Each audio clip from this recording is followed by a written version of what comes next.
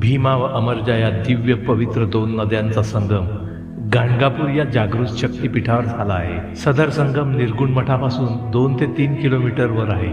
या संगमस्थानी भगवान श्री नृसिंह सरस्वती नित्य स्नान करत असत. याच ठिकाणी पहाटे काकड आरती करण्यात येते.